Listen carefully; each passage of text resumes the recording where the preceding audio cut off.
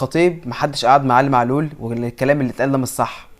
يعني كمان يعني يا ريتكم قعدتوا مع الراجل، يا ريتكم قدرتوا الراجل وقعدتوا معاه. لا ده هو بيقول لك محدش قعد معاه كمان. يعني انت جيت مثلا لما علي معلول اتصاب قلت احنا هنشيلك من القايمه علشان ما تاخدش مكانه ومش عارف ايه، والراجل قال لك يا عم امين تمام، مع ان كان ممكن حق الراجل يقول لك لا ما تشيلنيش او شوف العرض ومشيني.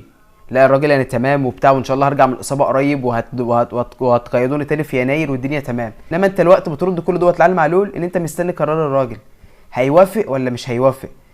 انت فين قرارك؟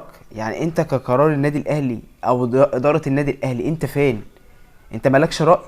ايوه المدير الفني مهم وقرار المدير الفني مهم وكل حاجه، بس انت فين؟ انا عايز افهم. انت ما تقول قرارك. اشمعنى في عبد القادر الراجل كان عايز يمشيه قبل ما يمشي، يعني الراجل كان عايز يمشيه قبل كده وانت قلت لا عبد القادر وبتاع، وفعلا عبد القادر قعد ولعب وكل حاجه. انت في اشمعنى الوقت؟ ولا انت مش عايز